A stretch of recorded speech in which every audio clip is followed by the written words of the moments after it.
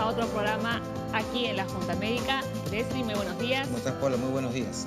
Hoy día vamos a hablar del cáncer de próstata, una enfermedad que nos da cuando pasamos los 40, 50 años y que nos van a explicar actualmente cómo son los tratamientos y qué hay que hacer en ese caso. Es una enfermedad que, si bien solamente afecta a los varones, no es de interés para el público en general. Por supuesto que sí, porque hay que saber enfrentarlo, porque cuando uno tiene una neoplasia, la enfermedad es de toda la familia y hay que apoyar pues, a la persona para que salga adelante. También, por supuesto, continuamos hablando aquí en la Junta Médica del Guillain-Barré. Arrancamos el programa.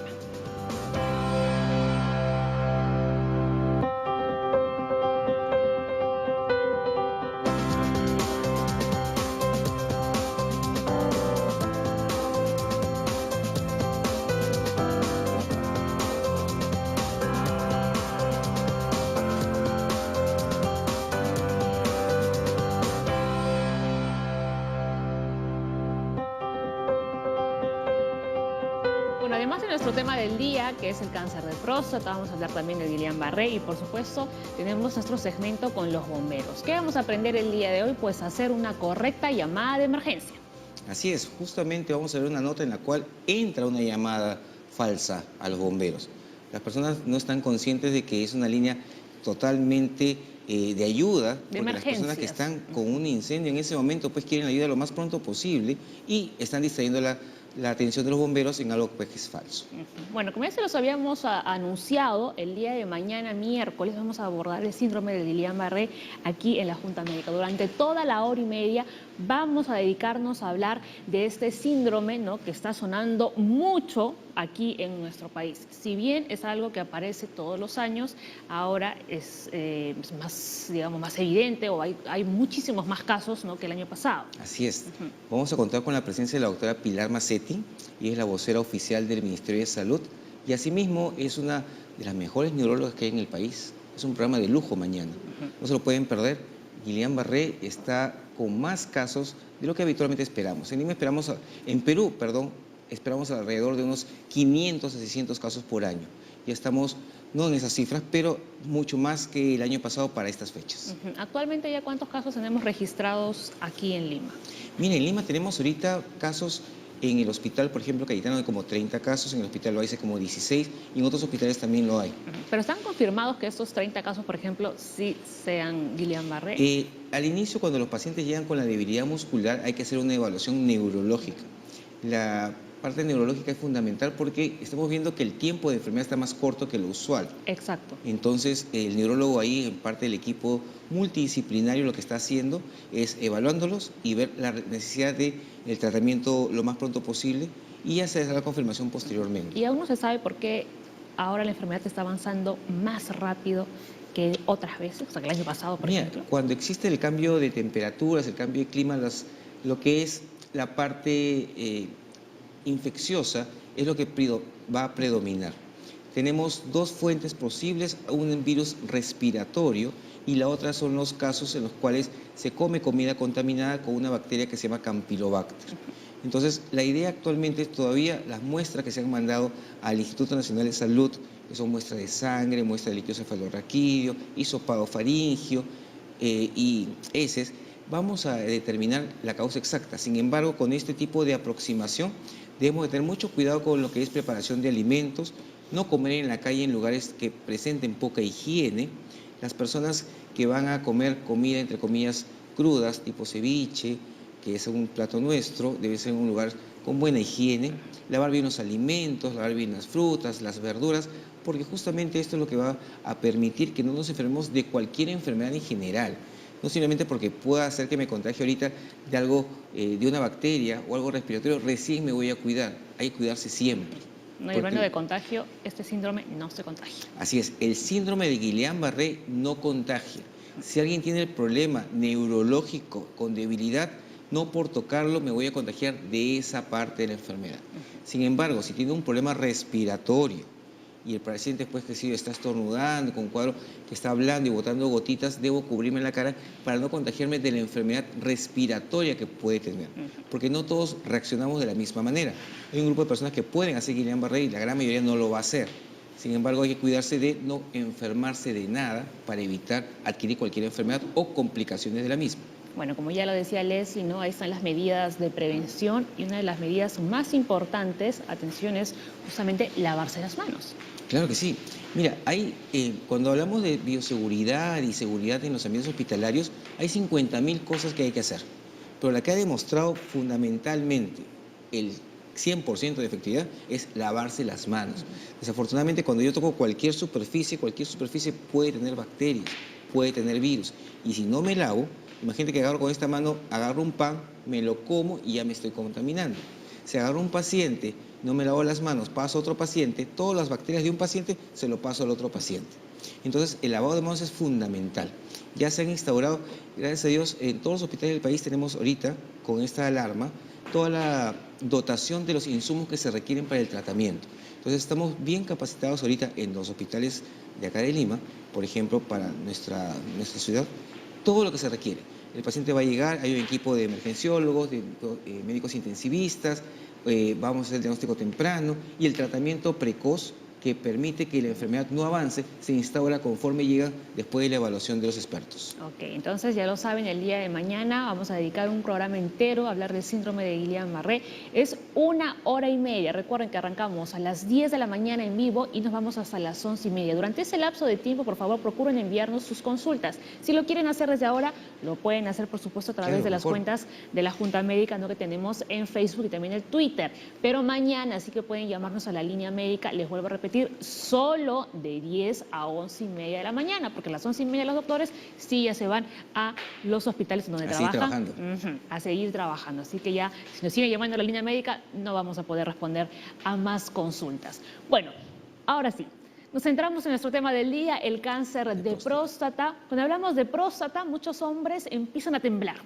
Sí, básicamente, creo que la primera parte que es interesante es la parte del diagnóstico, donde viene pues el famoso tacto rectal. El tacto rectal tiene muchos mitos tras de él y mucha gente no quiere irse a evaluar por miedo a esta evaluación. Pero vamos a ver que hay evaluaciones por la sangre, evaluación clínica, todo vamos a hablar ahora en el programa. Hay muchos tabúes realmente, ¿no?, con ese tema. Como cualquier enfermedad. ¿No? Muy bien. Bueno, vamos a levantarnos porque vamos a conocer a nuestros médicos invitados el día de hoy aquí en la Junta Médica. Realmente son doctores que ya han venido al programa el año pasado, así que digamos que son caras conocidas, ¿no, Leslie? Mientras vamos y Leslie va tomando posición, ¿no?, también en su sitio de la Junta Médica. Por favor, si le pueden poner una silla a Leslie, porque no creo que se quede parado durante todo el programa, ¿no?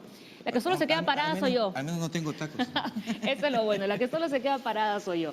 Muy bien, doctores, ¿cómo están? Muy buenos días. Por un lado, el doctor Víctor De Stefano, oncólogo urólogo del Instituto Nacional de Enfermedades Neoplásicas, y, por supuesto, el doctor José Medina, urólogo también del Hospital 2 de Mayo. Y por arte de magia se sentó Leslie, por supuesto, y está en su sitio formando parte de la Junta Médica. Hoy hablamos del cáncer de próstata.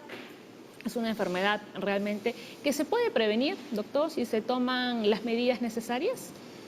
A ver, si usamos el concepto de que una forma de prevenir es diagnosticar tempranamente la enfermedad, efectivamente existen los instrumentos como para prevenir que el cáncer de la próstata mate. Pero no existe alguna pastilla o algún método o algún cambio de dieta que definitivamente pueda influir a tal punto que digamos que lo puede prevenir. Ya lo han escuchado, varones, o sea, tienen que acudir a hacerse estas pruebas de despistaje, ¿no?, para saber si tienen o no cáncer de próstata. Y es justamente el hacerse de estas pruebas, ¿no?, el problema. Así es. Ajá. Así es. ¿No? Ahora, Efectivamente, ¿no?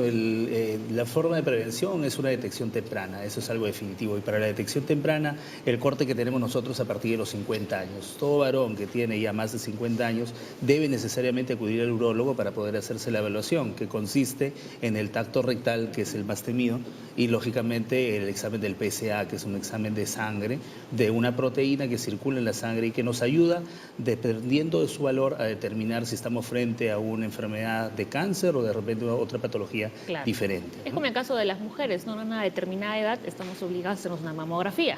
claro. Exacto. Una de las cosas que habría que enfatizar, sobre todo este 11 de junio, que como tantas celebraciones ha sido declarado el Día Mundial del Cáncer de la Próstata, es que dentro de lo que es la realidad del Perú, en primer lugar, el cáncer en general es la primera causa de muerte como enfermedad en todo el país. Ya no son las enfermedades infecciosas, sino el cáncer. En segundo lugar, que el cáncer de próstata es el cáncer más frecuente en el hombre. Y en tercer lugar, que el cáncer que más mata en el Perú a los varones es el cáncer de la próstata. Las estadísticas han ido cambiando en los últimos años hasta darnos esos resultados finales, ¿no? El cáncer más frecuente es el de la próstata, el que más mata es el de la próstata, y realmente no es tan difícil diagnosticarlo. Tiene varias herramientas de tratamiento con intención de curar, y bueno, dependiendo de la edad de la persona, a veces no curamos, pero logramos controlar la enfermedad por muchísimos años. ¿Y esto por qué es así? Importante. ¿Porque los varones evitan acudir a estas pruebas de detección temprana?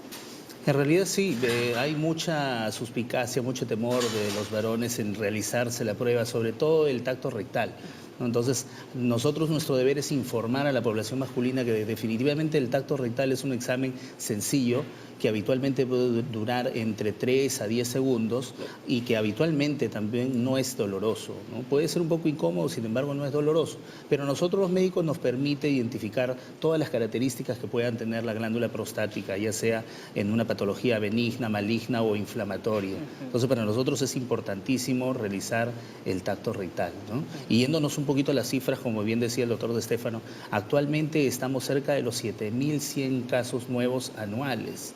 Y hemos pasado del 2012, que estábamos en 4.000, a 7.000. Entonces, es un cáncer importantísimo para nosotros. Y de esos 7.000, anualmente mueren 2.700 hombres por cáncer de próstata. Es importante, entonces, la prevención en el sentido de hacer el chequeo en su debido momento. Claro. Ahora, aparte de la idiosincrasia de los varones, hay también la falta de acceso a los servicios de salud. Hay muchas zonas de nuestro Perú que no tienen pues un acceso fácil al servicio de salud, no hay una posta médica, no hay un médico general y menos van a haber especialistas. Entonces, eso es nuestra realidad y contra lo que nosotros tenemos que luchar y informar, que es nuestra obligación, ¿no? Por supuesto. Una consulta. Si bien es cierto, a partir de los 50 todos los varones tenemos que ir a chequearnos, ¿qué pasa si mi papá tuvo cáncer de próstata o mis hermanos tuvieron cáncer de próstata? ¿Me espero a los 50 o más tempranamente puedo ir al urólogo? Bueno, eso evidentemente es o está asociado a lo que llamamos factores de riesgo para desarrollar la enfermedad, ¿no? El cáncer de próstata se presenta prácticamente con el aumento de la edad en todos los varones. Se especula que si llegáramos a vivir 100 años, el 100% tendríamos cáncer de próstata. Wow. Y el error en el concepto al evaluar la enfermedad es que esto hace pensar de que siempre es una enfermedad indolente y de evolución lenta, y eso no es así.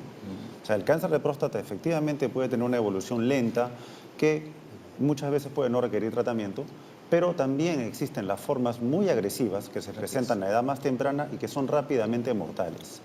Entonces, yendo al punto específico de su pregunta, cuando uno tiene un familiar de primer grado con cáncer de próstata, el riesgo de hacer la enfermedad aumenta de 2,5 a 4 veces, dependiendo del grado de cercanía. Un padre lo aumenta 2,5 veces, un hermano 4 veces. Y la recomendación en ese sentido es que estas personas deben iniciar el chequeo antes, idealmente antes de los o alrededor de los 40 años de edad. O sea, 10 años antes. Exacto. Y otro punto que muchas veces no se considera. Existe un equivalente biológico entre el cáncer de la próstata y el cáncer de la mama, incluso a nivel de ciertos genes que se llaman BRCA, que fueron definidos por el cáncer de la mama, en breast cancer, y que están presentes en familias. Por lo tanto, si un varón dentro de sus familiares femeninos tiene antecedente de cáncer de la mama, es como si tuviera un antecedente de cáncer de próstata, ¿no? Entonces, ¿Y viceversa también, doctor? exacto, puede ser que alguien tenga solamente hermanas mujeres, ¿no? Y dice, bueno, ninguno de mis hermanos va a ser cáncer de próstata, pero si sus 2 hermanas han desarrollado cáncer de la mama y peor aún a temprana edad, vamos a encontrarnos en la situación de que esta persona definitivamente de los 40 años debe estar siendo evaluado. Efectivamente, ¿de qué manera? El tacto rectal, que es insustituible, y el examen de sangre, que es el antígeno O sea, no hay prostático. forma de que se puedan salvar de ese examen. No, realmente no. Sí. Contundente, Agregar solamente que, como bien dice el doctor, es netamente hereditario el cáncer de próstata, ¿no? Y incluso cuando una persona tiene un padre y 2 hermanos con cáncer de próstata, su riesgo se eleva hasta el 11%. Entonces, es importantísimo el tema pues, familiar. A ver, estamos hablando constantemente del cáncer de próstata, pero ¿qué es la próstata? ¿Cuál es su funcionamiento? La próstata es un órgano que forma parte del sistema reproductivo del varón. Está situado debajo de la vejiga, ¿no? Encima Figura de la ahí, parte del recto, como se ve en esa gráfica, y su principal función es mantener y alimentar a los espermatozoides y prepararlos para la fecundación. Yo utilizo una analogía como que la próstata viene a ser la universidad del espermatozoide. Si el espermatozoide no termina de madurar dentro de la próstata, es incapaz de fertilizar al óvulo. De ahí de que una extracción de próstata obviamente no va a permitir tener hijos en una forma natural. Sí, existen otros métodos de inseminación, etc. Pero esa es su función. Por lo cual, una vez cumplida la parte reproductiva, ya en realidad pasa a segundo plano su utilidad, ¿no? Sí, están haciendo una pregunta por teléfono, dicen, ¿y si me quito la próstata tempranamente para evitar que vaya a hacer cáncer? ¿Qué le diríamos? Es un punto interesante. Lo que pasa es que una cosa es operarse de la próstata por problemas para orinar y dificultades para orinar, en cuyo caso solamente retiramos la porción central de la próstata. Extraerla por Exacto, completo. como que tengo una naranja, saco la pulpa, pero queda la cáscara. Este tipo de cirugías no es radical, no afecta la probabilidad de hacer cáncer, pero también tiene un impacto mínimo en cuanto al control de la orina y a la función sexual, que es una preocupación constante del varón. Por lo tanto, es la cirugía ideal para alguien que no tiene riesgo de cáncer de próstata. Sin embargo, la cirugía por cáncer de la próstata es completamente diferente. Desde que se llama radical, ya implica que no solamente sale la pulpa de la naranja, sino toda la naranja, incluyendo la cáscara. Todo. No debe quedar tejido prostático. Y muchas veces también se tienen que sacar los ganglios, que son unas estructuras de drenaje a donde puede saltar el cáncer. Esta cirugía radical por cáncer sí tiene riesgos importantes para la calidad de vida de la persona. Puede provocar incontinencia permanente con uso continuo de pañales el resto de la vida, que dependiendo de la edad puede ser desde un 3 hasta un 10%. Y lo que usualmente al varón peruano le preocupa más, tiene un impacto en lo que es la sexualidad, ya que puede provocar impotencia, también dependiendo de la edad a la que se hace la cirugía, que puede llegar hasta un 40%. Ahora, veámoslo de esta manera. Esas consecuencias de una cirugía radical por cáncer se asumen porque estamos hablando de un cáncer mortal, ¿no? Es como se le dice muchas veces a los pacientes, entienda usted, ¿de qué le sirve tener potencia sexual si se va a morir de cáncer? ¿No? Mientras que las otras cirugías que mencionamos al comienzo no afectan la sexualidad en la mayor parte de las veces, el riesgo es mínimo y por ende es solamente para que el paciente mejore su forma de orinar. A ver, para que quede claro, en su etapa inicial el cáncer de próstata no presenta síntomas, de ahí la importancia de los chequeos preventivos. Se produce cuando las células de la próstata crecen y se multiplican sin control, dañando el tejido circundante. Y ahora sí, por favor, me ponen la pregunta de Irma, porque se la quiero hacer al doctor Medina. Ahí está, doctor, mire. Irma llamó desde Chorrillos. ¿Todo aumento de la próstata implica presencia de cáncer? Yo creo que la respuesta categórica definitivamente es no. No, todo aumento de la próstata no implica la presencia de cáncer. El aumento de próstata o el agrandamiento de la glándula prostática es una patología mayormente benigna. El crecimiento de la próstata nosotros lo denominamos hiperplasia de próstata, es una patología benigna, no está relacionada con el cáncer de próstata. Igualmente la prostatitis, que es una patología inflamatoria de la glándula prostática, tampoco está asociada con el cáncer de próstata. Entonces no hay que tener temor al aumento de la próstata, sin embargo tiene que hacerse igualmente los chequeos del tacto rectal y el PSA. ¿no? Porque el la PSA próstata se va a agrandar con el paso de los años. Claro, efectivamente, ¿no? A la izquierda nosotros podemos ver una próstata que está normal y el conducto que pasa por el centro, que está un poco más rojo, es la uretra. Y entonces la vejiga que contiene la orina permite que la orina pase hacia el exterior de forma normal, como dice ahí, micción fuerte. Sin embargo, cuando la glándula prostática empieza su crecimiento, es que empieza la obstrucción de esa uretra prostática y por lo tanto la dificultad que puede tener el paciente al orinar. En otros términos, empieza pues a presentar una uropatía obstructiva, le denominamos nosotros, porque hay síntomas obstructivos en la micción. Y eso genera dolor. Puede generar dolor, pero mayormente los síntomas de obstrucción, ¿cómo se ven reflejados? Como una dificultad para orinar, una sensación de que el chorro sale más débil, sale con menos potencia, o al final de la micción termina goteando, puja para orinar, ¿no? Y todas estas situaciones conllevan a los llamados síntomas obstructivos. Y esto es lo que nosotros tratamos en los pacientes con hiperplasia de próstata, la obstrucción. Y el tratamiento puede ser para lo que es hiperplasia con medicamentos para mejorar la micción o incluso una cirugía también para mejorar ya de forma definitiva la forma como el paciente orina, ¿no? Doctor. Primero, aclarar lo que a veces se interpreta mal. Efectivamente, los síntomas que dice el doctor son los síntomas del crecimiento prostático benigno de la próstata. No son síntomas de cáncer. ¿Okay? Lo que sí ayuda mucho de manera indirecta a la detección del cáncer de la próstata es que generalmente el varón acude a la consulta por esas molestias. Y obviamente, dentro de la evaluación que se le va a hacer al paciente, va a estar el tacto rectal, obligatoriamente. Sería extraño que vaya al urólogo y no le hagan un examen rectal de la próstata si es que ya está en la edad. Claro. Y de todos esos síntomas que se mencionan, quizá uno que podría considerarse directo con lo que es, o lo que respecta al cáncer de la próstata, es la presencia de sangre. Sangre en la orina o sangre en la eyaculación. Hay que tener en cuenta algo que para los varones es inevitable. La próstata va a crecer de todas maneras. Lo hará a diferente velocidad, de diferente forma, pero no hay manera de librarse de ese proceso.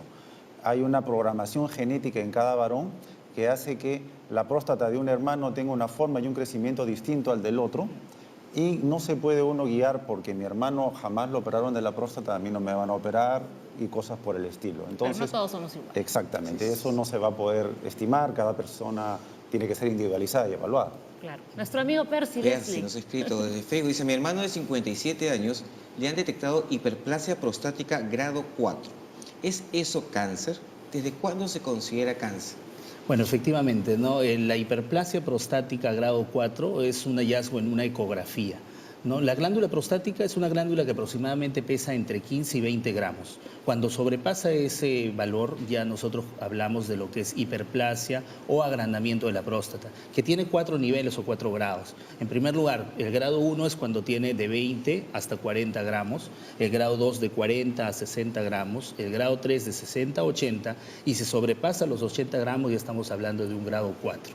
Ahora bien, el tema del tratamiento de los grados de la hiperplasia de próstata, el tratamiento quirúrgico no necesariamente está relacionado con el tamaño de la próstata. ¿Qué significa eso?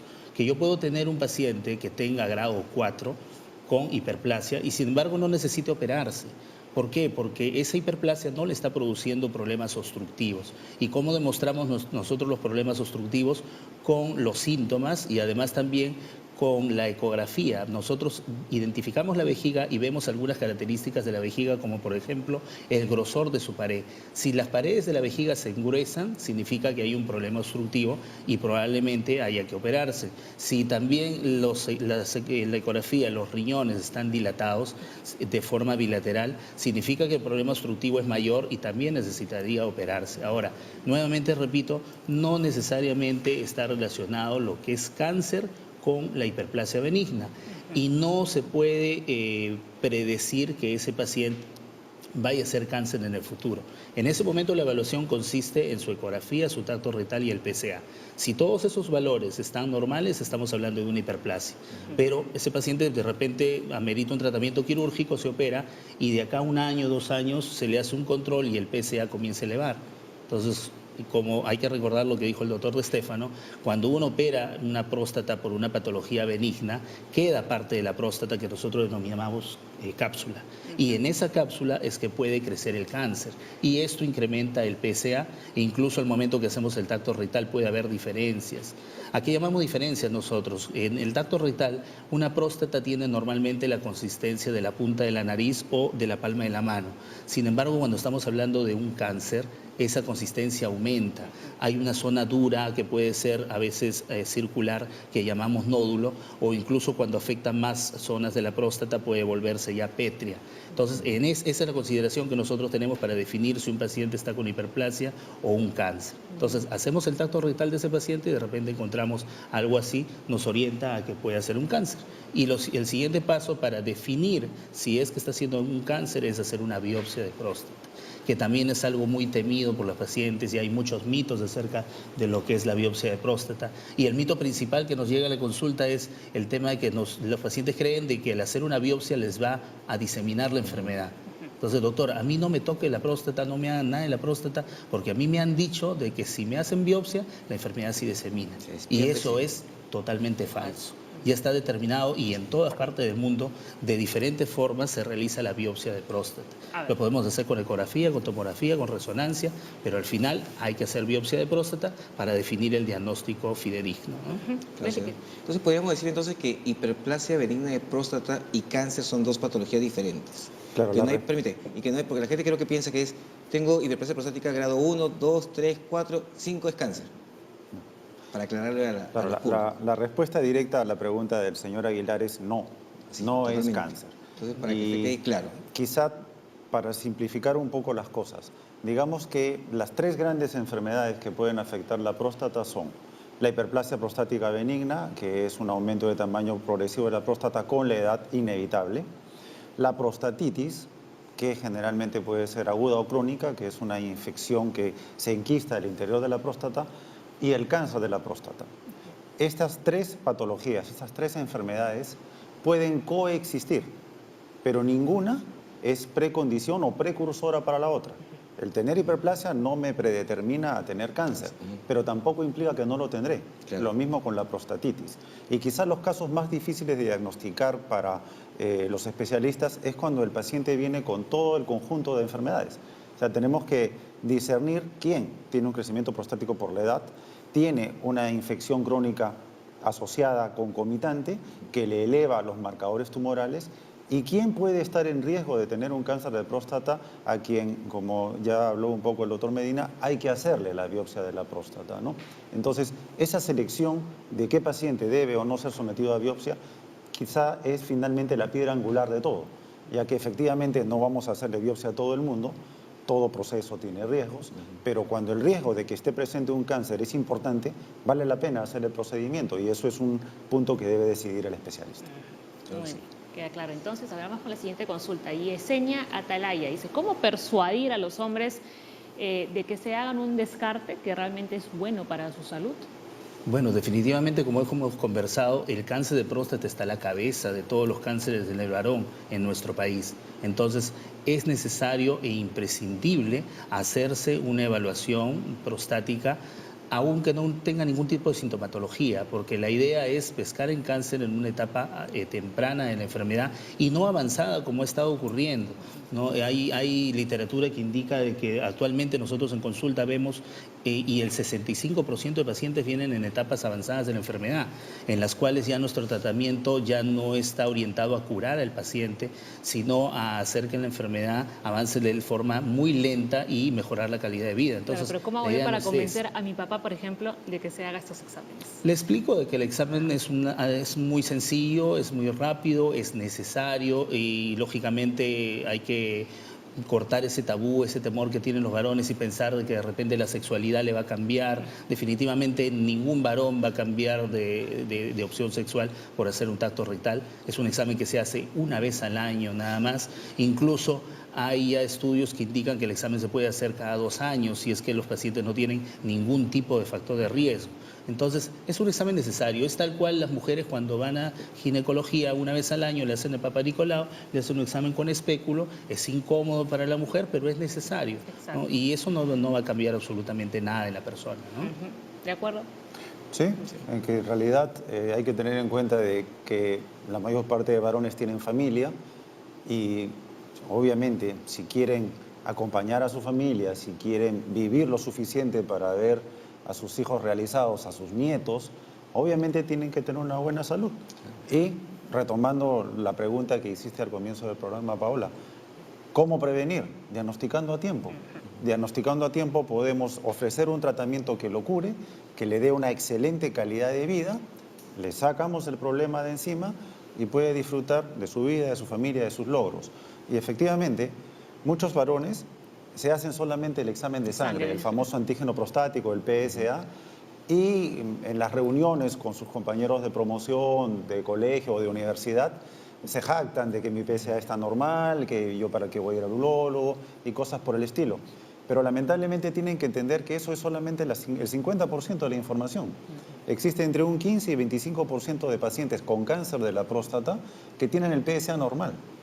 y donde la única forma de diagnosticarlo es a través de un examen Tacto. simple, no costoso, que es el tacto rectal. Incluso desde el punto de vista de lo que es política de salud, que en una posta médica o un centro de salud periférico se haga un tacto rectal y nos dé una idea de cómo está ese paciente, ya es importante como para que pueda ser referido a un nivel mayor de complejidad. Entonces, podemos hacerlo. Lo que necesitamos es educar. Sí. Necesitamos que la gente entienda. En nuestro país, efectivamente, menos del 40% de los casos son diagnosticados con opción a curarse. Menos de 40. Tenemos una Bien, realidad claro. completamente distinta. Por ejemplo, en Estados Unidos, el 92% de los pacientes son curables al momento en que se les diagnostica la enfermedad. Ya más temprano. Efectivamente, porque ya se creó la conciencia, la noción de prevención. Y Europa incluso tiene mejores estadísticas todavía.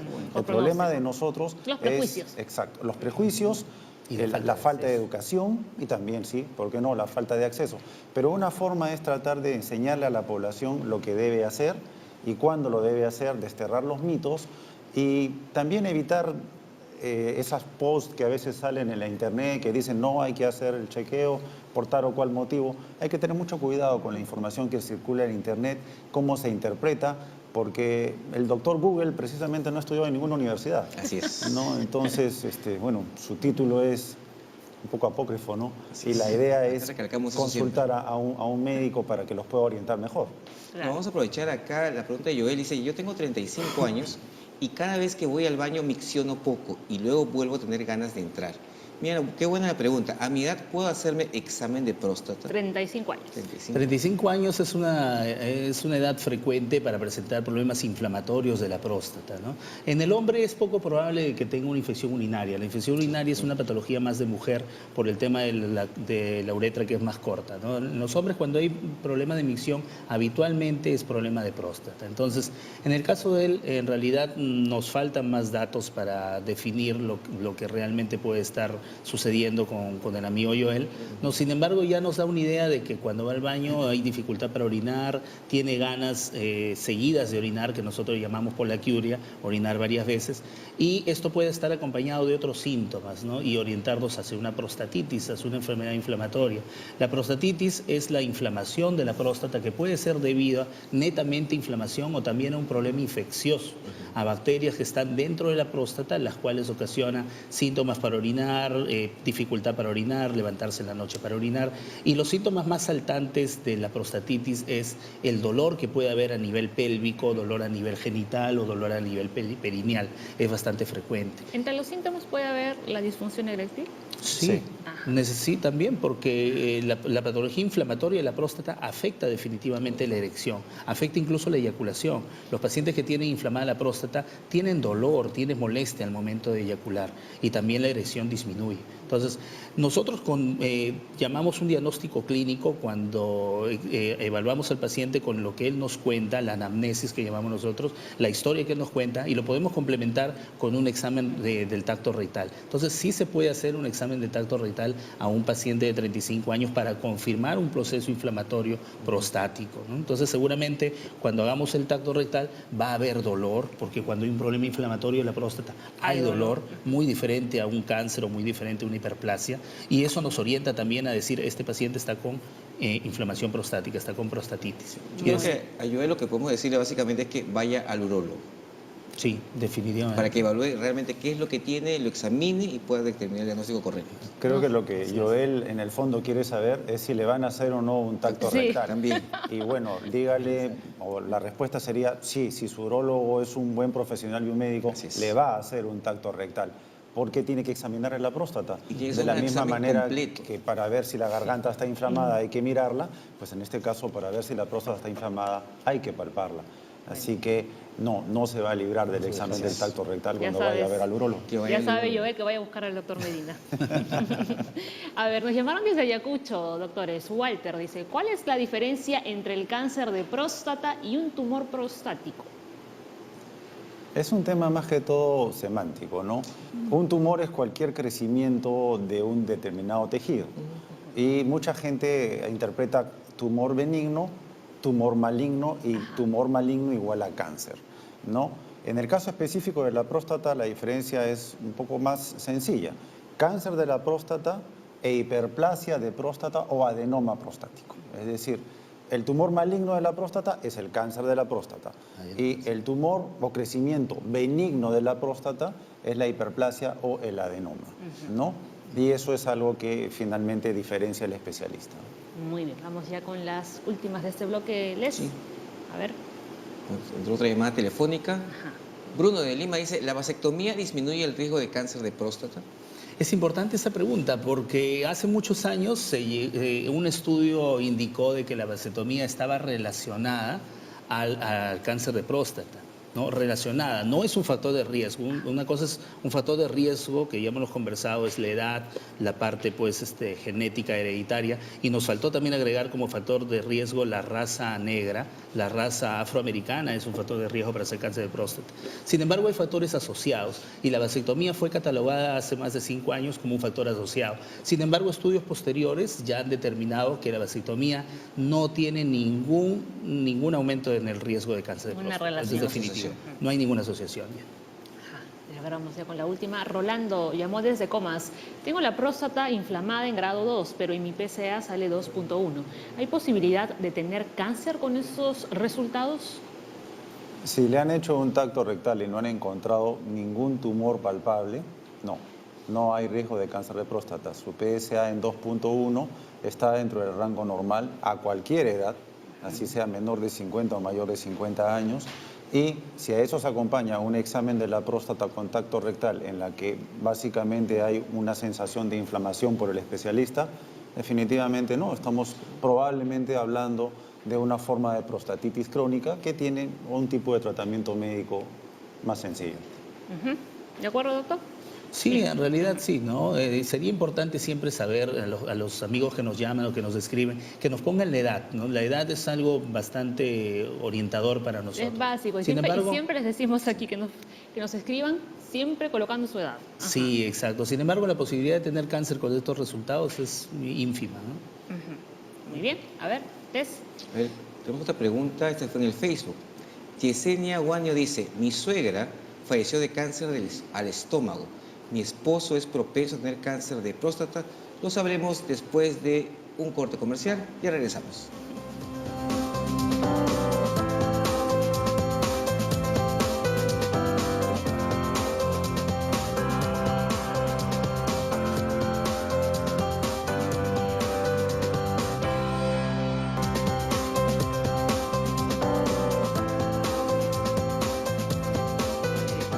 No se preocupen, ahora continuamos hablando del cáncer de próstata y de la próstata también, ¿no? Pero antes vamos a ver, ¿no?, este bloque importantísimo de los bomberos, porque vamos a aprender a hacer una correcta llamada de emergencia.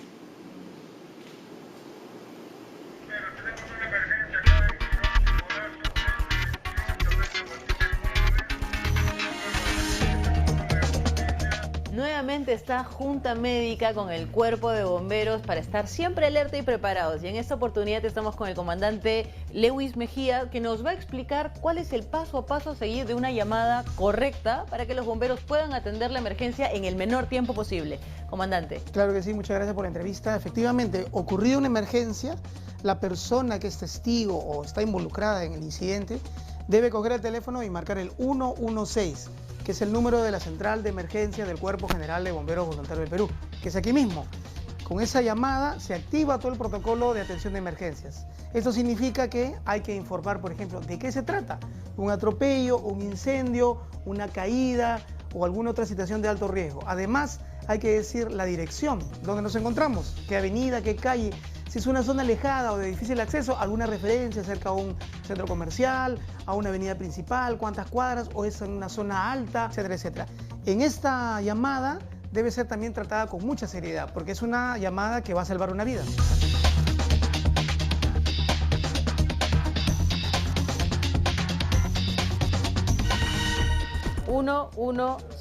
Voy a hacer una llamada. Claro que sí. Seriamente. Usa esta línea solo para emergencias. Multa de hasta 2.100 soles por comunicaciones malintencionadas. 1031, con el hijo de la particular. Bombero, buenas tardes, ¿por esta emergencia? Buenas tardes, ¿qué tal? Acabo de presenciar una emergencia. Mi nombre es Aura Guío, soy reportera de TV Perú, de Junta Médica, y estoy ubicada frente al Real Plaza. ¿Qué tipo de accidente, señorita? ¿Atropello, choque vehicular, registro de moto? ¿Qué tipo de accidente? He presenciado un choque vehicular entre una combi y un taxi. ¿Cuándo se dio presencia, señorita? Yo veo al taxista desmayado que tiene a 2 personas en la parte de atrás y en la combi no podría contabilizar la cantidad de personas que probablemente estén heridas. Ok, señorita, muchas gracias por su apoyo. La señora está en camino. Gracias. Ese es el protocolo de emergencia. Muy bien, has llamado bien, has dado los datos, porque lo que necesitamos es justamente eso, que nos digan si es un atropello, cuántos involucrados hay, si es un adulto mayor, si es una persona con discapacidad, si es 1, 2, 3, 4 personas, si es hombre, mujer, niño. Todos esos datos son importantes para que nosotros podamos enviar la respuesta inmediata que se constituye en la compañía de bomberos más cercana. Dependiendo de la necesidad, se movilizan las unidades. Y aproximadamente en protocolo, ¿cuánto debería tardarse una unidad en atender esa emergencia? Bueno, el tránsito es un obstáculo fuerte para nosotros, entonces también invocamos a la ciudadanía, especialmente a los conductores, a ceder el paso a las unidades de emergencia. El promedio es 5 minutos, 7 minutos, pero a veces por la congestión vehicular y lamentablemente por la insensibilidad de algunos malos conductores que no nos ceden el paso, las ambulancias están tocando la sirena, los vehículos autobombas están tocando la sirena, los carros de rescate están en plena avenida insistiendo con la sirena y hay conductores que no tienen esa sensibilidad y no se orían a la izquierda.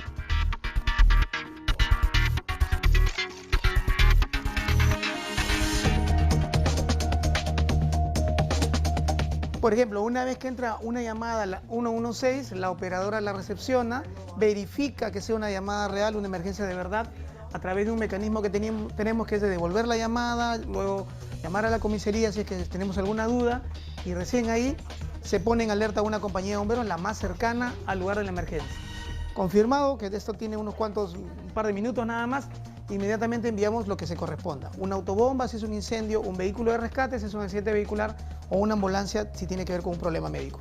Comandante, ¿cuántas emergencias se pueden atender desde aquí? Aquí podemos atender, y de hecho las atendemos, aproximadamente 120.000 emergencias al año.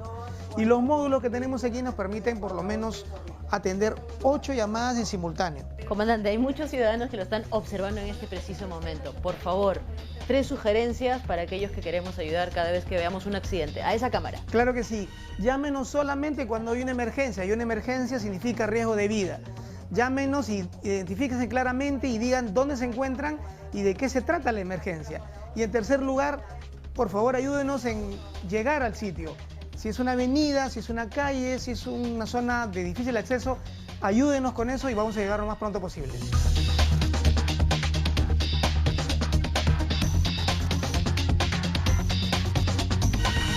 Ha sido de mucha ayuda toda la información que nos ha brindado y nuevamente esto fue Junta Médica con la compañía de bomberos. Gracias. Ya lo saben, el 116 es para llamadas de emergencia. No colapsen esta línea con llamadas tontas, con llamadas de broma, ¿no? Porque hay una persona que realmente sí puede necesitar ayuda, ¿no? Y hay otra que, sin embargo, por hacer el chiste, le está colapsando. Claro. Sí, y lo otro también, Paola, interesante, es que la gente que maneja no da paso a los bomberos, no da paso a las ambulancias. En lo personal, yo estaba haciendo una reanimación cardiopulmonar en la ambulancia, gritándole al chofer que vaya más rápido, y la gente no avanzaba. Cuando hemos llegado al hospital, hemos bajado corriendo a la unidad de shock trauma con el paciente, porque se estaba muriendo en la ambulancia, y la gente no te da paso. Por favor, cuando vean una ambulancia, puede ser un familiar de usted dentro de la ambulancia. Puede haber una emergencia que no nos toca a nosotros, gracias a Dios, le toca a otra persona. Ayudemos, que pase, que avance, porque la vida está en riesgo. Claro. Una llamada de emergencia es porque la vida está en riesgo. Entonces, mientras más temprano lleguemos, es mucho más probable que podamos salvar la vida de esa persona. Recién cuando nos pasa a nosotros, ¿no? Como que nos sensibilizamos, ¿no? Sí. Pero mientras tanto nos olvidamos de arrestos. Si no me equivoco, creo que en Italia, si tú no le das pase a una ambulancia o a los bomberos, te multan. Yo he visto en Europa eso. He visto que cuando viene una ambulancia, todo el mundo ¡rum! Se mueve hacia los costados. Y avanza al toque, la ambulancia al toque. Y eso es excelente porque la persona que está dentro de la ambulancia está desesperada por salvar la vida de alguien y no permite llegar rápido al hospital y por lo tanto pues la vida puede fallecer en el carro. Por favor. favor, más educación, más sensibilidad, ¿no? Con las personas que trabajan en las ambulancias, con los bomberos. Recuerden que hay una vida que está en peligro en ese momento. Muy bien, ahora sí, retornamos de nuevo a la mesa de la Junta Médica, pero antes les recordamos, ¿no?, que mañana vamos a hablar de Guillain-Barré, ya lo saben, ¿no? La doctora Macetti. Es un programa de lujos. Vamos a venir a enterarnos de todo lo que está pasando y sobre todo cómo prevenir esta enfermedad. Muy bien, todos los detalles lo va a tener aquí en la Junta Médica. Ahora sí, nos vamos de nuevo para el otro lado, ¿no? Porque tenemos una consulta, a ver si me la ponen ya a full pantalla. Yo la voy leyendo mientras vamos caminando hacia el otro lado.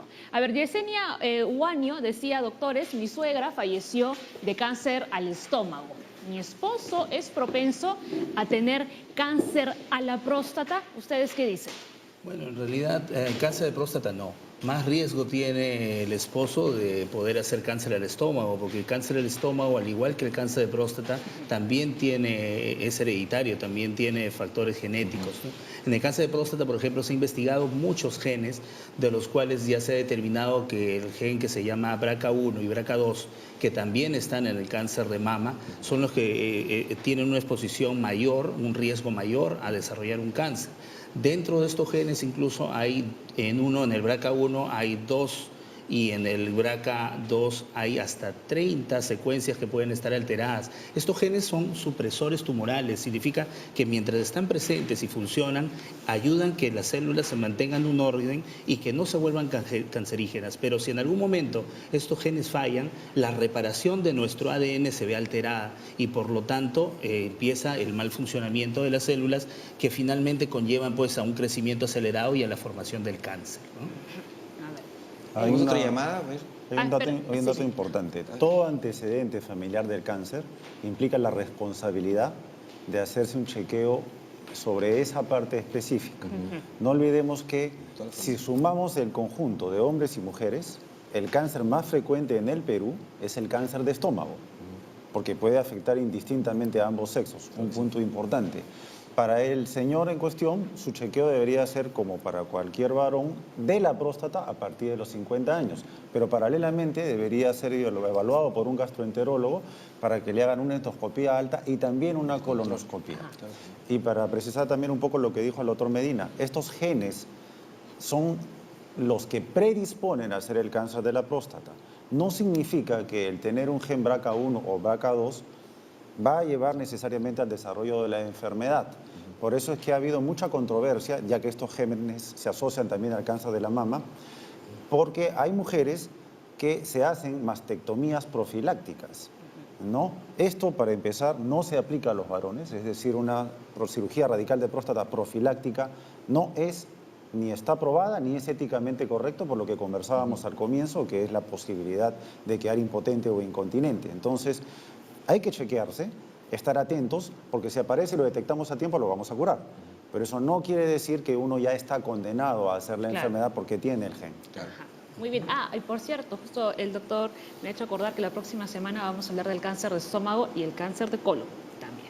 Así es, de Los Olivos, Estela nos llamó por teléfono y dice: mi papá, de 66 años, fue operado de prostatitis, pero sigue con el problema de miccionar poco y le duele. ¿Es necesario que se vuelva a operar? Bueno, en primer lugar, no creo que sea prostatitis el tema que ha llevado a que el padre se opere, más bien es el agrandamiento de la próstata o la hiperplasia lo que ha condicionado que llegue a una cirugía. Ahora, ¿qué sucede cuando un paciente se opera y continúa con problemas? En este caso, el problema es miccionar poco. Entiendo que la micción está adelgazada, hay menos fuerza y además de esto le duele. Cuando uno opera una próstata, ya sea de forma abierta o de forma endoscópica, hay varias técnicas, hay láser, hay RTU monopolar, bipolar. Entonces, cualquiera de estas técnicas puede conllevar a algunas alteraciones, en primer lugar a nivel de la uretra. La uretra se puede cerrar, se puede estenosar. Cuando se cierra el conducto, lógicamente va a haber una dificultad para orinar. Entonces, eso puede ser uno de los factores. Otro factor puede ser a nivel del cuello de la vejiga. El cuello de la vejiga es la zona en la que justamente está la próstata y al costado de la vejiga. Esa zona de interfase es el cuello de la vejiga y tanto en cirugía abierta como en cirugía endoscópica, ese cuello de la vejiga se puede cerrar.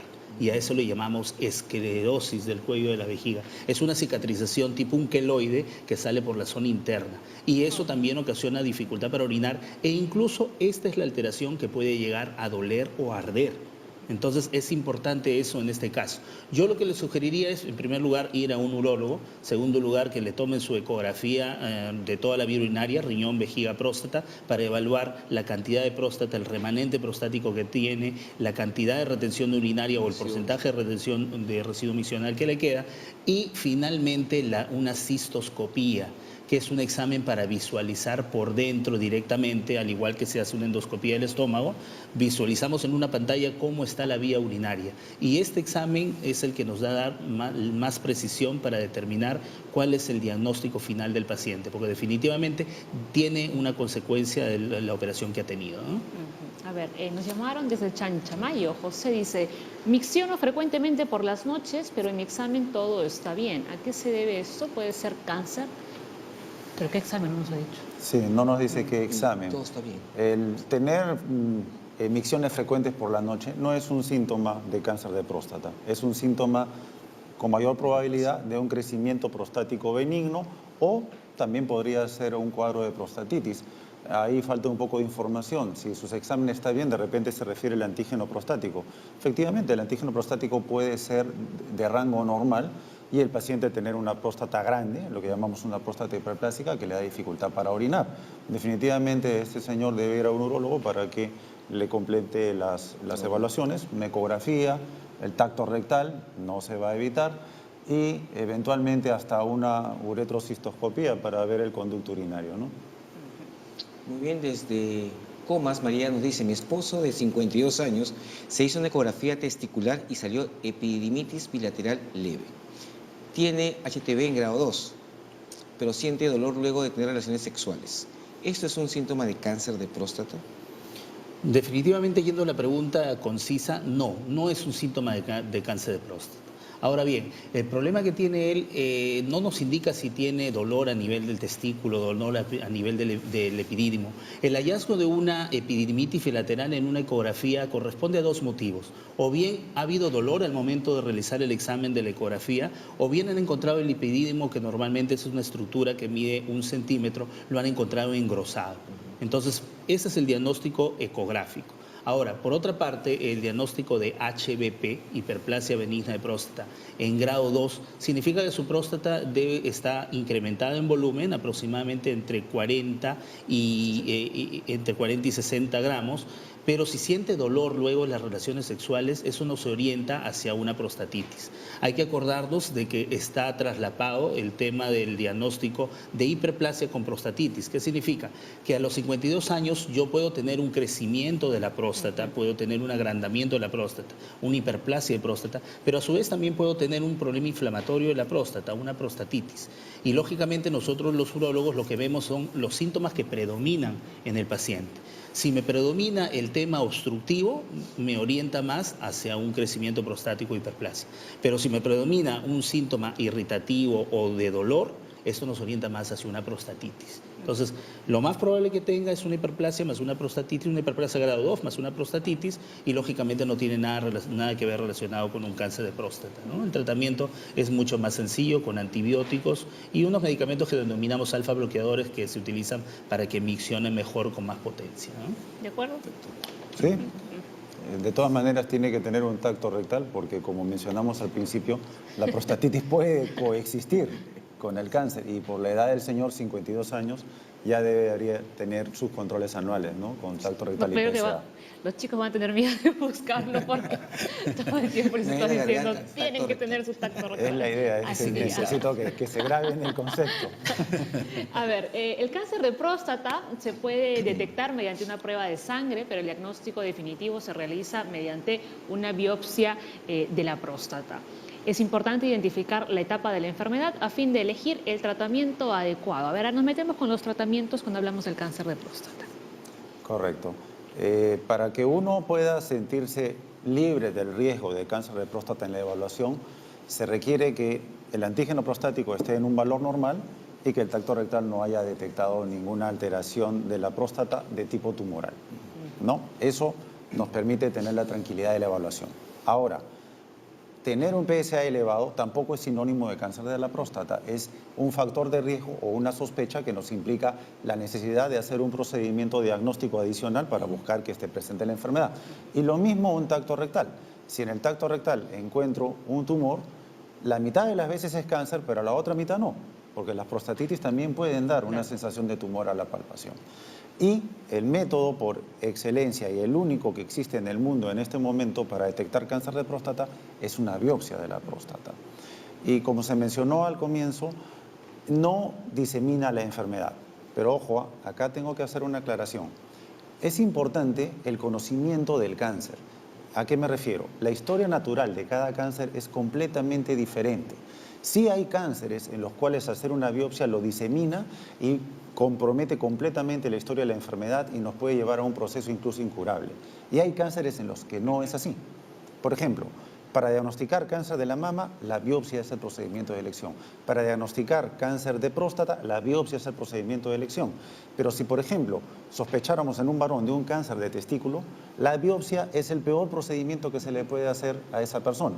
Es decir, es importante ir también donde un especialista que conozca cada tipo de enfermedad, porque lamentablemente a veces la primera mano que toca un proceso tumoral es la que determina el pronóstico y a veces impide que esa persona que se pudo curar tenga al final un resultado satisfactorio con el tratamiento.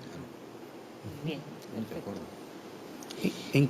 Yo creo que en cuanto a lo que está en la diapositiva de lo que era los estadios, ¿no? Tenemos 3 estadios bien definidos, ¿ya? Un estadio temprano, inicial, localizado, un estadio intermedio, localmente avanzado y un estadio avanzado.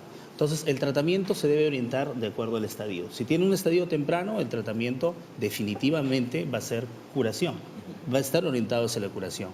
En la etapa intermedia hay bastante discusión, bastante controversia, se utiliza cirugía, pero también se utiliza otros métodos ayudantes o coadyuvantes para tratar de controlar el cáncer en una etapa localmente avanzada. Y definitivamente cuando ya el cáncer está en una etapa avanzada de la enfermedad, ya el tratamiento es paliativo, ¿no? Y dentro del tratamiento está lo que nos indica en la diapositiva. Acá, por ejemplo, podemos ver en el estadio 1 de la enfermedad. ¿A qué le llamamos nosotros estadio 1? Cuando el cáncer está muy pequeño. ¿Cómo lo podemos detectar? Ya sea con un PSA elevado o con un tacto rectal que sea anormal. Sin embargo, el PSA elevado es el que nos puede orientar hacia realizar una biopsia y determinar si tiene un cáncer. Otra situación que también ocurre es que un paciente operado de próstata de forma benigna, cuando revisamos la patología nos indica cáncer. A pesar de que el paciente tuvo un tacto rectal normal, a pesar de que el paciente tuvo un PSA normal, puede haber cáncer en la patología.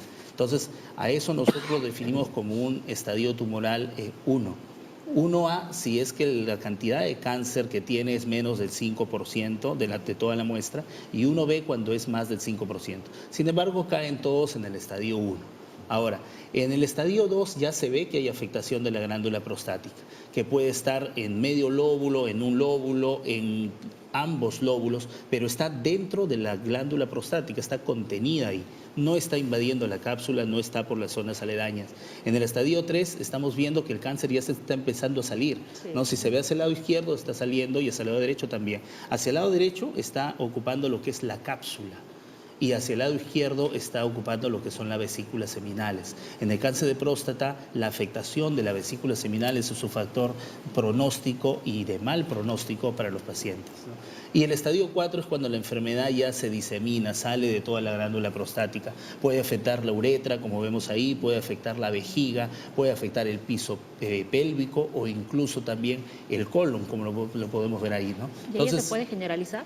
Claro, ya cuando uno está en un estadio 3, un estadio 4, tenemos que investigar y desde el primer estadio siempre hacemos lo que llamamos investigación de toda la metástasis que puede haber, ¿no? Entonces nosotros habitualmente tomamos tomografías abdominopélvicas en busca de metástasis hepática, metástasis ganglionares a nivel de los ganglios pélvicos, los ganglios ilíacos. Tomamos también radiografía de tórax para ver si hay diseminación de la enfermedad a lo que son pulmones y la gammagrafía ósea, ¿no? Que nos determina si es que la enfermedad está diseminada a los huesos, que es uno de los mayores sitios de afectación de este cáncer, ¿no? Acá quiero hacer algunas precisiones. La elección del mejor tratamiento para el cáncer de la próstata no depende solamente de la etapa de la enfermedad, ¿okay? Efectivamente, las etapas del cáncer de la próstata son 4. Y el cáncer de próstata se puede curar hasta el estadio clínico 3, hasta la etapa 3. En la etapa 4, el cáncer está diseminado, no es curable, pero en la actualidad existen tratamientos que permiten controlar ese cáncer por muchos años, bien administrados, con una buena calidad de vida para el paciente. Es decir, incluso en etapa avanzada, vale la pena diagnosticarlo y tratarlo. Eso en primer lugar. En segundo lugar, ¿a qué me refiero a que no depende solo de la etapa de la enfermedad? No es lo mismo tener un cáncer de próstata a los 80, 85 años que tenerlo a los 50 años. Y aquí va un concepto muy importante. La ciencia médica permite ahora tener sobrevidas importantes en el manejo del cáncer de la próstata, por lo cual ya no solamente nos preocupamos que el paciente sobreviva, sino que el paciente sobreviva con una buena calidad de vida. Y en ese sentido, escoger qué paciente debe recibir el tratamiento, qué paciente debe solamente observarse, qué tipo de tratamiento tiene menores consecuencias para la calidad de vida de la persona, eso es lo que el especialista tiene que conversar, explicarle al paciente al momento de tomar la decisión. No es simplemente tiene etapa 3, entonces le corresponde tal cosa. Hay que ver si el paciente tiene otras enfermedades, qué otras alteraciones tiene, si ya tiene 80, 85 años, si merece la pena, el grado de agresividad de la enfermedad, y todo ese conjunto es lo que tiene que evaluar el especialista, el urólogo oncólogo, para decirle, bueno señor, a usted le corresponde esto. Por eso es que muchas veces los familiares dicen, no, un amigo en mi promoción tuvo tal cosa y le hicieron esto. Eso le correspondió probablemente a ese señor, pero lo que hay que hacer en el caso específico de este otro paciente o de su familiar es distinto. Y ahí viene el criterio del estado del arte, de poder manejar correctamente el cáncer de la próstata para beneficiar al paciente. Y no es tan sencillo como una receta, ¿no? Claro, o sea, los médicos no trabajan con una plantilla, exacto, digamos, exacto. No están calcando el tratamiento del paciente anterior. Claro, tenemos guías, ¿no?, que nos establecen todas estas cosas. Incluso hace ya mucho tiempo ha salido publicado unos estudios en los cuales indican que los pacientes que tienen más de 75 años y tienen una hiperplasia de próstata, por más que tenga el PSA elevado, no tendríamos ni siquiera por qué hacer la biopsia. ¿No? ¿Por qué? Porque si determinamos la presencia de cáncer en ese momento, la posibilidad de que ese cáncer lo lleve a una muerte es mínima. Entonces ese paciente se va a morir de cualquier cosa menos del cáncer. Por lo tanto, no necesitamos biopsiarlo, ¿no? Eso ya está definido también según publicaciones. Muy bien. A ver, Leslie, más llamadas. Sí, pero antes de hablar de la pregunta, por eso que el doctor Google no sirve. Así es. Es un paciente individualizado. Cada paciente tiene una forma de presentación, un crecimiento determinado, y el médico es que tiene que evaluar cada uno de estos eventos para poder finalmente decir qué tratamiento merece ese paciente. No porque a mi familiar hicieron tal cosa, a él también hay que hacerlo. Listo, vamos a la perla. Melissa nos dice por teléfono: a mi tío de 85 años le han detectado pólipos en la próstata. Tiene incontinencia y también sangra al miccionar. ¿Estos síntomas aumentan la posibilidad de que tenga cáncer de próstata? 85 años. 85 años, ¿no? Hay que verlo con cuidado, ¿no? En primer lugar, pólipos en la próstata no es algo que nosotros determinemos de forma frecuente, ¿no? Es más, yo me atrevería hasta a decir que no existen los pólipos en la próstata, ¿no? Yo tomaría un poquito, con mucho cuidado, lo que está preguntando la señorita Melissa, porque es probable que se refieran a pólipos en la vejiga. Y por eso orina con sangre. Y el concepto de pólipos es la forma como algunas personas en general denominan a los tumores de la vejiga. Y los tumores de la vejiga, cuando están presentes, 90% de las veces son malignas. Estaríamos quizá hablando de un cáncer de vejiga y no de un cáncer de la próstata. Así que este paciente debe ir a un urólogo para que le haga una uretrocistoscopía a la brevedad y determine que el sangrado no es por un cáncer, sino más bien por un tema inflamatorio, en cuyo caso se puede resolver mucho más fácil, ¿no? Bueno, aquí hay dos posibilidades. O que hayan entendido mal el diagnóstico o que el médico se haya quinceado. Sí, es muy frecuente. Valga la aclaración. Sí. También puede ocurrir. En las ecografías es muy frecuente que nos informen pólipos de vejiga cuando toda tumoración que hay en la vejiga es un cáncer, hasta demostrar lo contrario. Ese es un axioma que manejamos todos los urólogos oncólogos.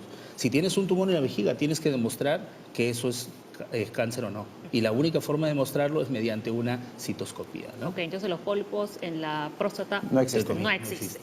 A ver, Carlos, llamó desde el Callao. Me diagnosticaron hiperplasia prostática benigna y tumor en la próstata. Me han hecho exámenes y las 2 biopsias salieron negativas. ¿Debo seguir con el tratamiento o debo operarme? Pero no dice qué tratamiento.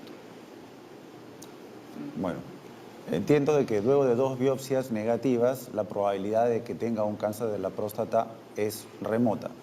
Debe tener crecimiento prostático benigno de la próstata y la decisión pasa por el hecho de si el tratamiento médico, quiero entender así las pastillas que está recibiendo, están funcionando adecuadamente, no necesita operarse en este momento. Es decir, la persona puede diferir el tratamiento quirúrgico mientras un tratamiento médico con pastillas lo mantenga con un buen flujo urinario. Es por eso que existe incluso una prueba que se llama uroflujometría, que mide la potencia del chorro de orina del paciente, y cuando está dentro de valores normales significa que el tratamiento está controlando el proceso y no necesariamente se tiene que operar. Eso, de acuerdo a la evolución en el tiempo, se va reevaluando. De repente el tratamiento médico deja de ser efectivo y va a requerir la cirugía, o por otro lado puede que el tratamiento médico le dure toda la vida y no tenga nunca que operarse. Eso ya va al caso individual, ¿no? Esos controles. Exacto. Es importante el tema de las 2 biopsias, ¿no? Es decir, nosotros los urólogos, hay bastante controversia en cuándo paramos de hacer las biopsias. ¿En qué sentido? Por ejemplo, tenemos un paciente que tiene PSA incrementado. El PSA normal es de 0 a 4. De 4 a 10 es una zona gris que la manejamos de cierta forma, pero cuando está por encima de 10 ya hay una bastante posibilidad de que pueda tener un cáncer. Ahora, si este señor ha tenido 2 biopsias, significa que su PSA está elevado y a pesar del tratamiento que le hayan dado, persiste elevado. ¿Cuándo paramos la biopsia? ¿Ya, ¿cuándo va a ser la tercera? ¿Van a ser la tercera? Ya no. Entonces, para eso ya hay estudios que están saliendo con otras sustancias diferentes al PSA. Hay una sustancia que se llama PCA, con C, que es las siglas de Prostate Cancer Gen, que es el número 3, que se dosa en orina, y la cual justamente nos ayuda a este tema de definir si le vamos a seguir haciendo la biopsia o no. Lamentablemente eso todavía no llega a nosotros. Todavía no llega a nosotros. El número máximo de biopsias que se recomienda hacer para buscar un cáncer, cada una con una indicación diferente, ya que no es la misma indicación de la segunda o la tercera biopsia, es 3. Si persiste aún la sospecha de un cáncer, lo que se debe hacer ya es un muestreo de la parte central de la próstata, lo cual es un procedimiento que se hace a través de la uretra. Si todo esto sale negativo, el paciente definitivamente no tiene cáncer de próstata, pero hay que hacer una siguiente aclaración. Un paciente puede tener un PSA sumamente elevado y no tener cáncer de próstata, ya que las prostatitis pueden elevar bastante el PSA. Entonces, si una primera biopsia se hace por un PSA elevado, uno ya debe aceptar que para ese paciente su valor normal de PSA ya no es por debajo de 4 o entre 4 y 10. Puede tener un valor de PSA persistentemente, exacto, se resetea el nivel basal. Puede su PSA ser persistentemente mayor de 10, pero mientras no haya un cambio súbito en el PSA, es decir, tienda a continuar elevándose, o se modifique el examen rectal, es decir, el tacto, empiece a aparecer un tumor que antes no estaba, no está indicada la siguiente biopsia, ¿no? Efectivamente, el PSA3 en orina está reconocido únicamente para ser utilizado en aquel paciente con una biopsia de próstata previa negativa para aumentar o no la probabilidad de que necesite una segunda biopsia. Muy bien. Esta pregunta que viene a continuación es interesante. A ver, los doctores, ¿qué opinan con lo El último? señor Soria de Tacna, se llamaba. Él tiene 65 años. Dice, tengo 1.95 de volumen de próstata y 6.95 de PSA. Actualmente estoy tomando tamsulosina de 0.4 miligramos. ¿Está bien que siga tomando este tratamiento por las noches o podría complementarlo con medicina natural? Y aprovecho también para complementar esta parte, de la parte natural, mucha gente consume y les dan agua de guanábana y lo venden incluso caro porque se supone que también cura el cáncer de próstata. La cura encima, la cura. Cura, dice. Yo empezaría por desglosar la primera parte de la pregunta, ¿no? 1.95 de volumen de próstata, estaríamos hablando de menos de 2 centímetros cúbicos de próstata. Entonces, acá hay un dato que no es muy cierto, ¿no? Es muy difícil para un ecografista determinar que la próstata mide 2 centímetros cúbicos, cuando habitualmente el tamaño normal es hasta 20. Entonces, ahí hay un error. Ahora, en cuanto... Hay un error de tipeo. Sí, hay un error. De repente es 19. Puede ser 19.5 o podría ser 195. ¿No? Yo me quedaría con esas dos posibilidades, o bien 19.5 o bien 195. Ahora, Si no le han dicho que tiene cáncer de próstata y le consideran su PSA como 6.95, probablemente incluso pueda tener 195 de volumen, que es una próstata grado 4. Y le están dando tansulosina de 0.4. Lo que me gustaría saber en este caso en específico es cómo está orinando ese paciente.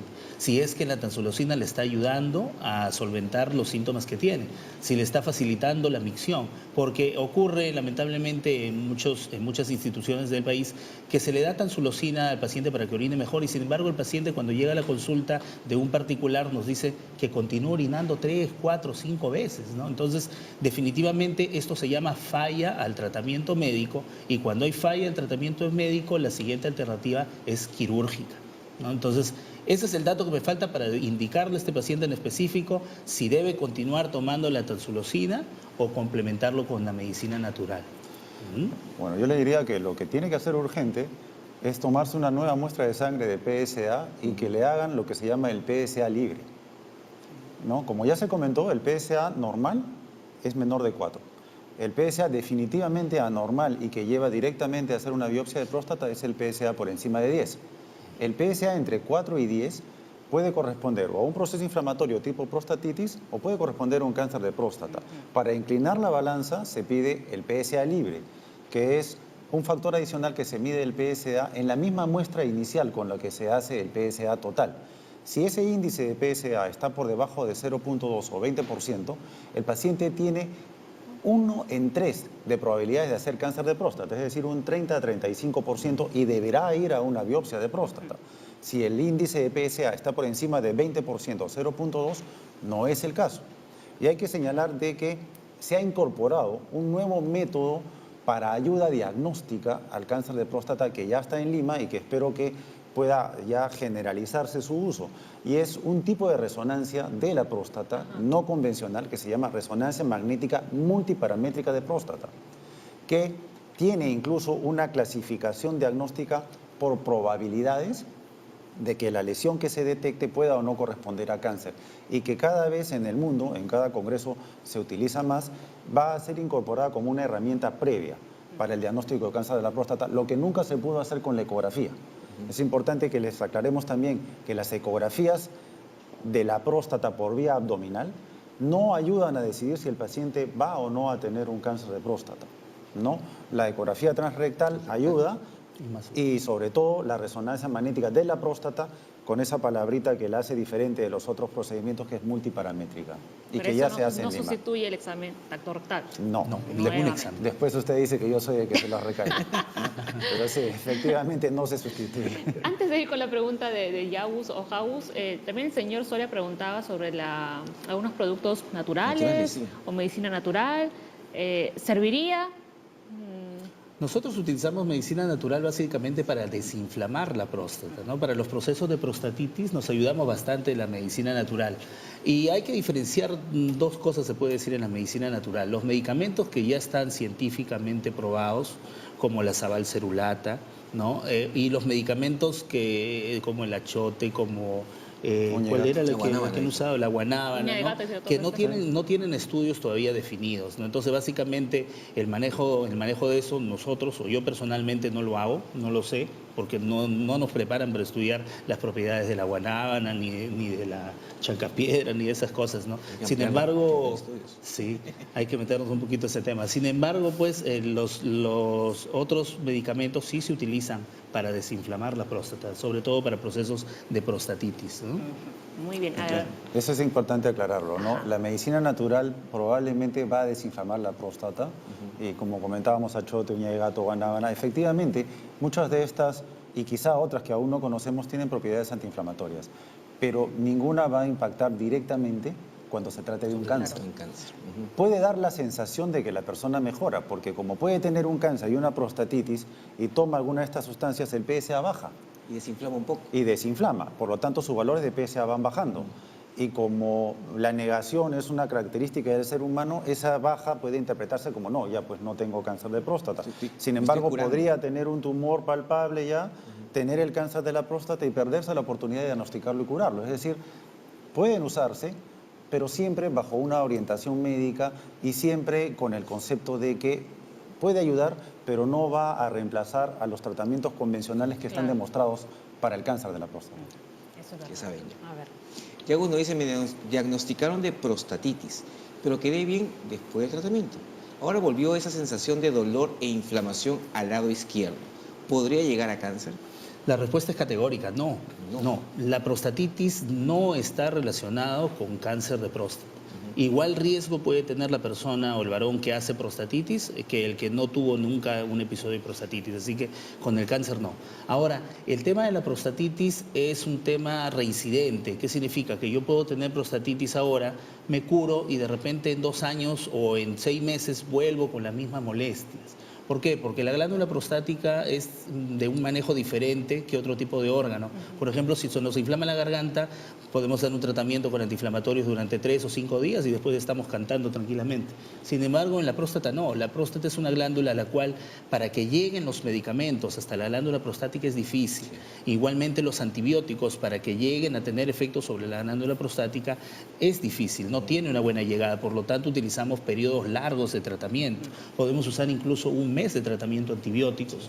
Y así es, acompañado de otros medicamentos como los alfa bloqueadores que le van a mejorar la micción o analgésicos antiinflamatorios que le van a mejorar el dolor. Y después de esto el paciente tiene necesariamente que venir un control. El control habitualmente se puede hacer al mes. Y al mes el paciente va a venir y no va a venir 100% curado.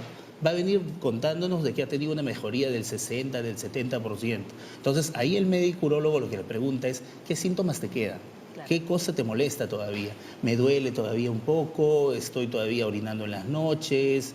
¿Persisto con ardor al eyacular? Entonces trabajamos ya sobre esos síntomas. Y al final el tratamiento pasa de 1 mes hasta puede llegar 2, 3 meses. Y en algunos casos muy, muy particulares el tratamiento puede ser mucho más largo. Lo siguiente. Sí. Carla Chan nos cuenta en el Facebook: a mi padre de 76 años le mandaron terapia hormonal y le colocan ampolla de leuprolelina de 3.75 miligramos, pero esto le provoca demasiada sudoración. ¿Eso es normal? Hay una cosa importante que hay que decirle al paciente antes de iniciar cualquier tratamiento, y es explicarle cuáles son las potenciales complicaciones del tratamiento. El tratamiento hormonal se utiliza para las etapas del cáncer 3 y 4. Para controlar la enfermedad, ya que la terapia hormonal no puede curar. Y lo que hay que entender es que la terapia hormonal para el cáncer de la próstata siempre va a pasar por una forma de castración, que puede ser quirúrgica o química.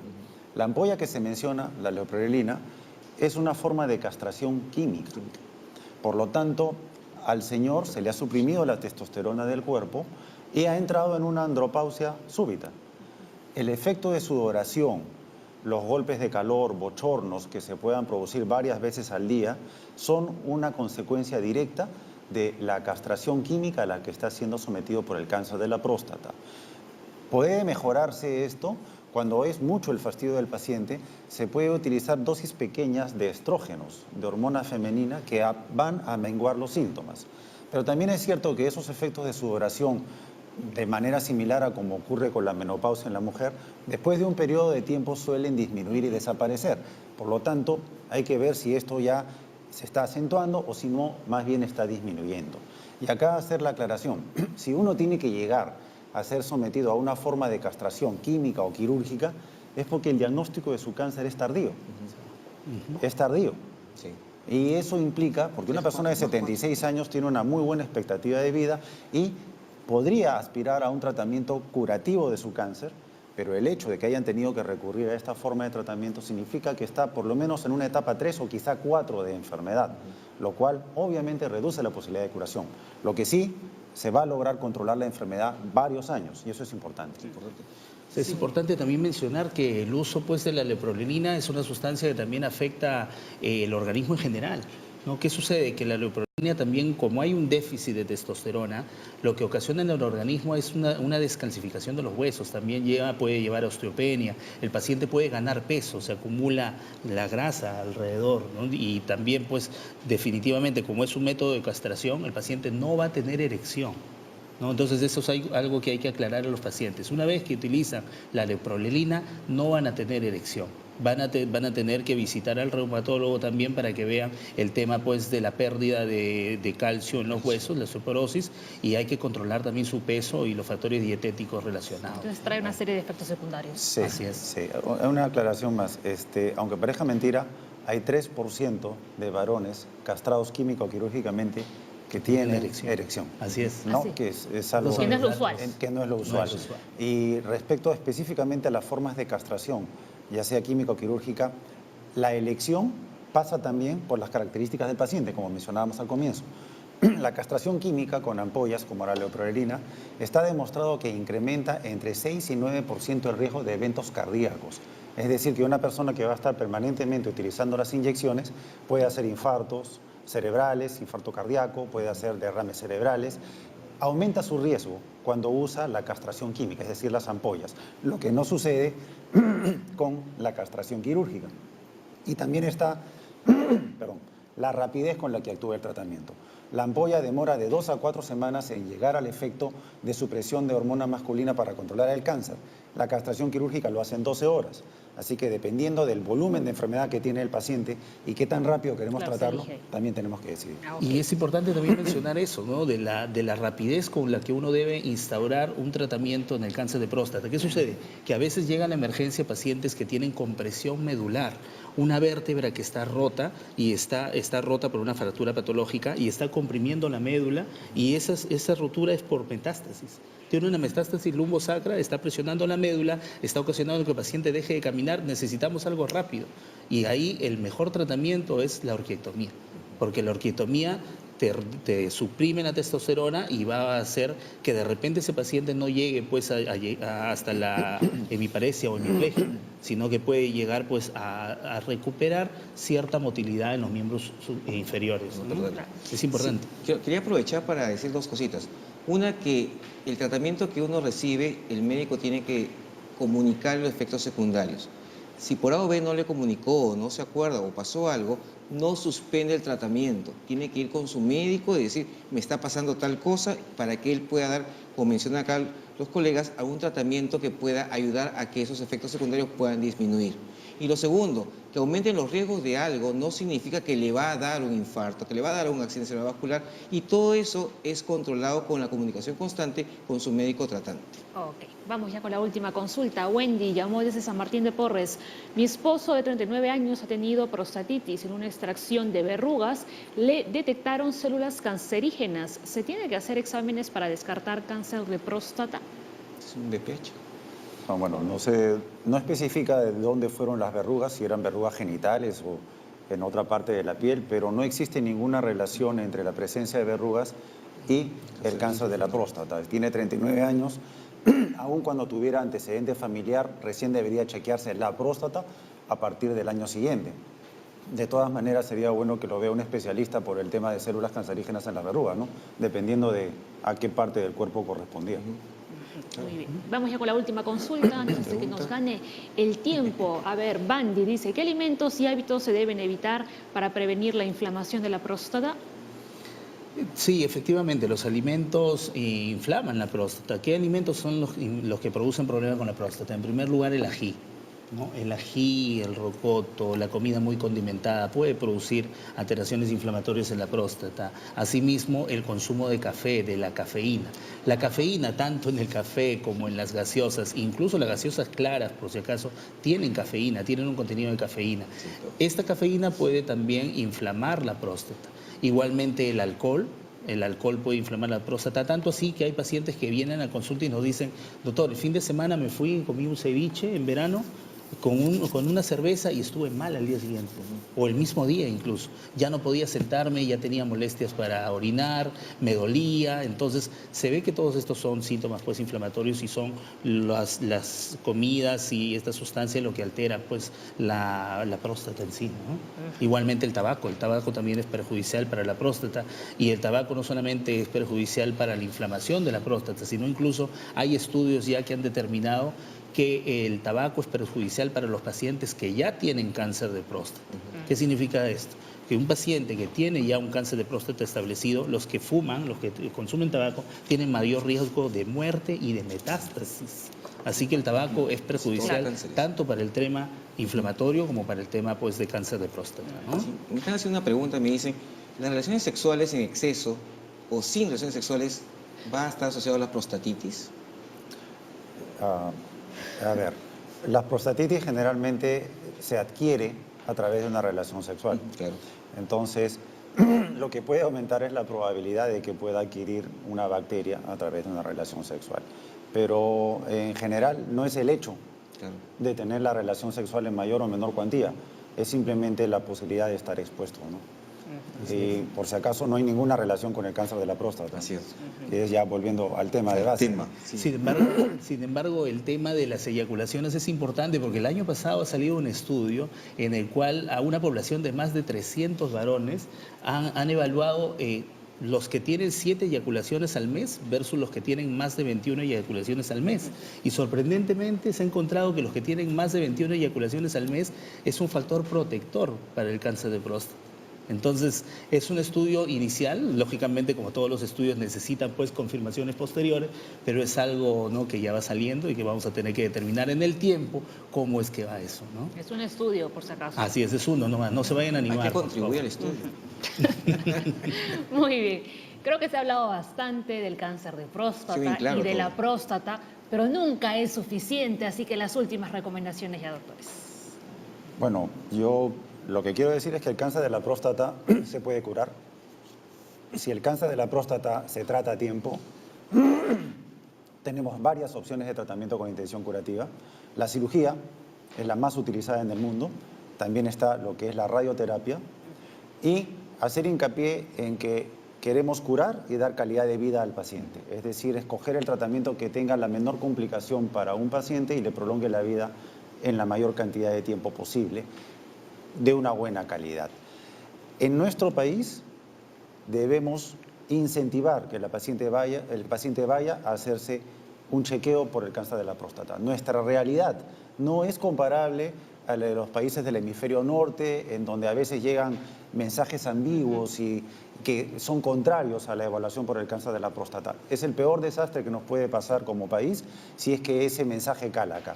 Nosotros somos un país en desarrollo que todavía no tiene una cultura de prevención del cáncer establecida, que todavía no tiene un conocimiento de la gravedad de esta enfermedad en nuestra sociedad y que si copiamos modelos de países que han llegado a tener prácticamente erradicadas muchas enfermedades, vamos a fracasar. Y eso es un costo para la familia, porque el cáncer avanzado cuesta más de curar, es un costo para el país, porque el instituto donde trabajo tiene que invertir mayor cantidad de recursos para tratar al paciente y al final muchas veces no logramos curar a la persona. Entonces, si logramos detectar a tiempo, vamos a poder curar el cáncer. Muy bien. A ver, rapidito, porque ya son las 11:30. La conclusión final sería, en todo caso, es todo paciente a partir de los 50 años necesita una evaluación prostática, chequeo con PSA y contacto rectal. Todo paciente con factores de riesgo, edad más de 50, familiares con cáncer de próstata o raza afroamericana, empezar la evaluación desde los 45 o incluso algunos estudios dicen desde los 40 años en adelante. Es importante, hay que tomar conciencia porque es el primer cáncer en el varón a nivel de nuestro país y por lo tanto es un cáncer curable si es que lo detectamos a tiempo. Muy bien. 1:30 y nos quedamos cortos. A ver Nos si vamos a hacer quedamos 2 cortos. ahora.